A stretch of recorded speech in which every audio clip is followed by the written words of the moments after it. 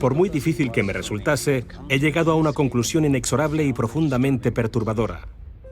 Creo que una élite de personas, junto con las compañías que dirigen, han conseguido controlar no solo nuestra energía, el suministro de alimentos, la educación y la sanidad, sino cada una de las facetas de nuestra vida. Y lo hacen controlando el mundo de las finanzas, pero no crean más valor, sino que en realidad controlan la fuente del dinero.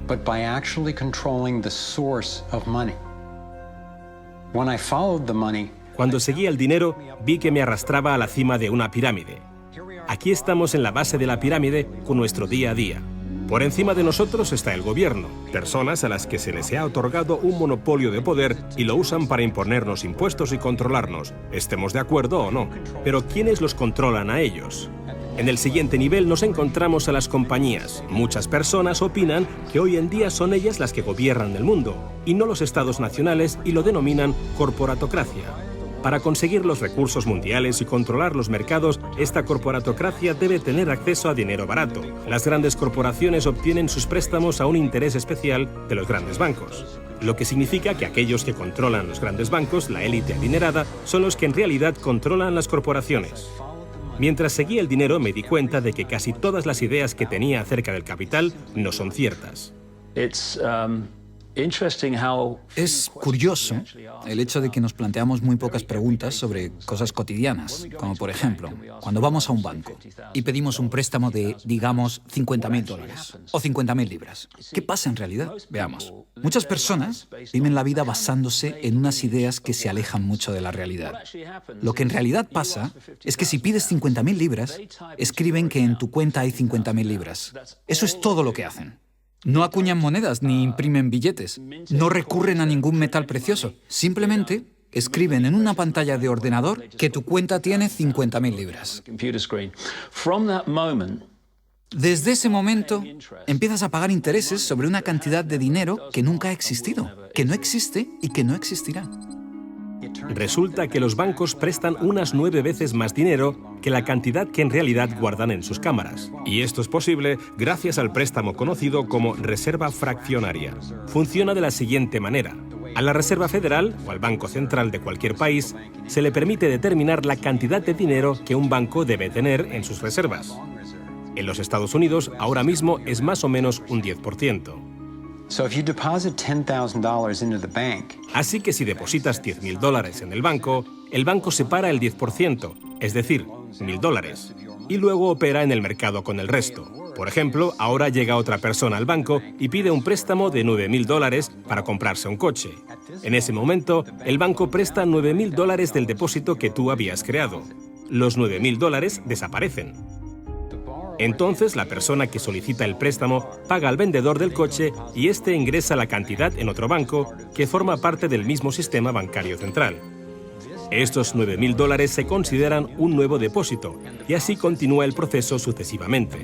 El dinero se vuelve a depositar y se vuelve a prestar hasta que el depósito inicial de $10.000 se convierte en $100.000.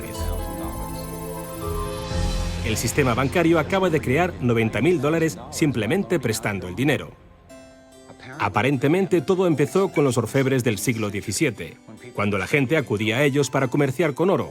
El oro era muy pesado para llevarlo de un sitio a otro, así que la gente comenzó a guardarlo en cámaras y comerciaba con recibos. Aquellos recibos fueron los primeros billetes.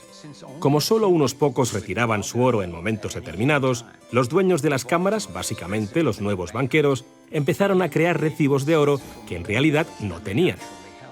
Entonces prestaban esos recibos y les aplicaban unos intereses al dinero prestado, al oro, que en realidad no tenían. Así nació nuestro sistema de reserva fraccionaria. En este sistema, los banqueros consiguen hacer dinero de donde no hay nada, mientras que el resto de nosotros tenemos que trabajar para ganárnoslo. Esto ha provocado una forma moderna de servidumbre donde la masa de la sociedad trabaja para pagar su deuda con los bancos.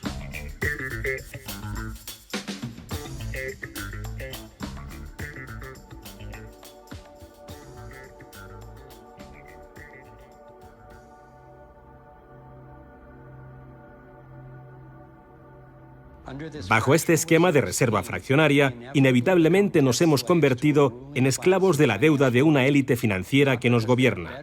no porque sean mejores o más inteligentes que nosotros, sino porque han manipulado el sistema para beneficiarse de una gran parte de la gente de este planeta. Catherine Austin Fitts es experta en este tema. Fue ayudante del Departamento de Vivienda y Desarrollo Urbano de Estados Unidos bajo el mandato del presidente George Bush Sr. y luego asesora de la administración de Clinton. Imaginemos el juego del Monopoly. Ahora quieres comprar el Paseo del Prado. Lo que puedo hacer continuamente es imprimir dinero, darme más y más dinero, disminuir el valor de tu moneda al imprimir cada vez más. Da igual lo duro que estés trabajando o el éxito que tengas. Al final, siempre te puedo comprar y no me cuesta nada. Pero ¿cómo se explica que si vosotros o yo mismo fabricamos billetes, se nos acuse de falsificación? Pero si lo hacen los bancos, entonces sea un incremento de la masa monetaria. ¿Cómo han conseguido los bancos este poder? Esto es Jekyll Island, donde en 1910, representantes de los Rockefeller, los Rothschild, los Morgan y otros banqueros privados se reunieron en secreto para preparar la legislación que crearía la Reserva Federal. Ed Griffin se encargó literalmente de escribir un libro sobre lo que pasó en Jekyll Island. Los bancos centrales son como carteles bancarios, quienes se han asociado con los respectivos gobiernos de los países donde operan y se les ha otorgado un poder monopolístico sobre la creación del suministro monetario del país. Eso fue lo que los políticos les ofrecieron como regalo, se podría decir, a cambio de la asociación. Y a cambio, ¿qué ofrecen los banqueros a los políticos? Les prometen crear dinero de la nada, ahora que tienen esa potestad para hacerlo cada vez que el gobierno lo necesite. Y desde 2008 hemos presenciado la mayor impresión de dinero falso de la historia. La prestidigitación financiera disfraza los costes, esconde a quien debemos culpar y nos deja como esclavos de la deuda trabajando para pagar las facturas. Me ha chocado el hecho de que en el mismo año en que se creó la Reserva Federal, en 1913, se creara también el Servicio de Impuestos Internos, y desde entonces se estableció el impuesto sobre la renta. Así que todos nosotros tenemos que pagar la deuda de los políticos con intereses a los banqueros. El problema es que tenemos un sistema bancario privado y centralizado en los Estados Unidos, disfrazado de sistema público. Si buscas en la guía telefónica de aquí de Washington, en el área de DC, si buscas por la Reserva Federal, en las páginas azules gubernamentales, ahí no aparece nada, sino que aparecen las páginas blancas, justo al lado de Federal Express. Es un banco central y privado. ¿Cuál es la relación adecuada, cuál debería ser la relación adecuada entre el presidente de la Reserva Federal y el presidente de los Estados Unidos? Bueno, primero debemos dejar claro que la Reserva Federal es una agencia independiente. Y eso significa, básicamente, que no existe ninguna otra agencia del gobierno que pueda anular las acciones que emprendemos.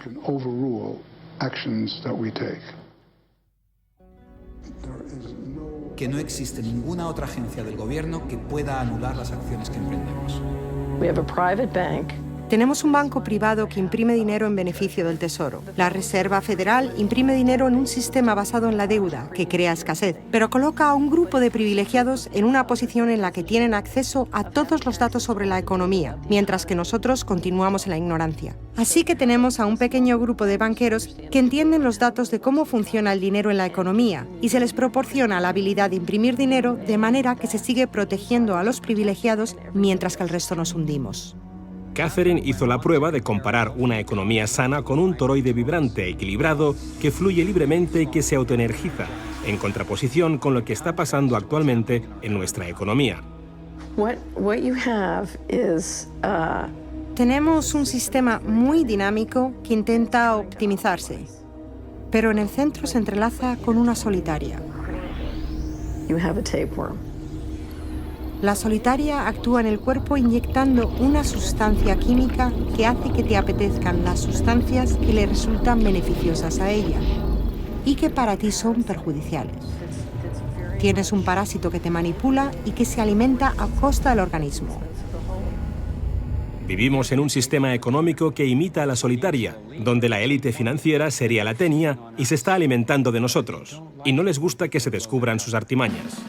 Después de que Catherine comenzase a destapar la corrupción del gobierno en los más altos niveles, el FBI llevó a cabo una redada en su compañía y le requisó sus pertenencias. Tuvo que ir de juicio en juicio durante 10 años hasta que la declararon inocente. Así que tenemos a la Reserva Federal, una corporación privada con el monopolio de crear dinero, pero sin tener que rendir cuentas y que además está apoyada por el gobierno con el monopolio de la fuerza. Han engañado al país haciéndole creer que la Reserva es una institución que ayuda a estabilizar la economía y que no depende de la política. Pero de hecho, en ya casi un siglo de existencia, la Reserva Federal ha hecho justo lo contrario. Desde que se puso en marcha, nos han robado a través de la inflación y el poder adquisitivo del dólar ha disminuido más de un 97%. Y la diferencia entre ricos y pobres deja claro que el dinero va a parar a manos de unos pocos. Solo 16 años después de que la Reserva Federal accediera al poder, los Estados Unidos sufrieron la Gran Depresión. En mi investigación he descubierto que antes de que se produjese el crack del 29, la élite de banqueros sacó su dinero del mercado. Después del crack, usaron ese dinero para comprar todas las acciones baratas y los bancos en quiebra más pequeños por poco dinero. Entre los banqueros que consolidaron su fortuna de esta manera, encontramos a los Rothschild, los Rockefeller y los Morgan. Un caso similar sucedió con el colapso financiero de 2008, en el que de nuevo se volvían a beneficiar los mismos banqueros. En los años previos al colapso, los mayores bancos, incluyendo Bank of America, Citigroup y Chase, todos ellos controlados por los Rothschild, los Rockefeller y los Morgan, se forraban y comerciaban con préstamos basura cuyo dinero sabían que no iban a poder recuperar. Es como colocar unas naranjas podridas en una caja y venderlas como si fuesen de la mejor calidad.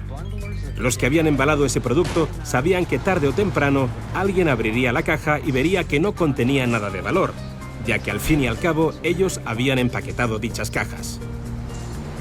Cuando las naranjas podridas, lo que conocemos como créditos basura, los derivados y las coberturas por incumplimiento crediticio se descubrieron finalmente, acabó por afectar a todo el mundo. La gente empezó a perder sus casas, trabajos, negocios y fondos de jubilación. Mientras tanto, los grandes bancos, que fueron los que en realidad crearon el problema, fueron los únicos a los que rescataron. ¿Y eso por qué? ¿Por qué iba la Reserva Federal a dar a los bancos billones de dólares aunque la mayoría de los estadounidenses estuviera en contra de que los rescatasen? ¿Y por qué no ayudaron a los más necesitados en vez de ayudar a los que perpetraron el colapso financiero? Mi investigación me llevó a la conclusión de que las mismas personas que crearon la Reserva Federal, los Rothschild, los Rockefeller y los Morgan, todavía la controlaban y utilizaban esta estructura para salvarse a nuestra costa. Muchos de los bancos creados siguen siendo el lobby más poderoso del Capitolio de los Estados Unidos, y ellos sinceramente son los dueños del lugar.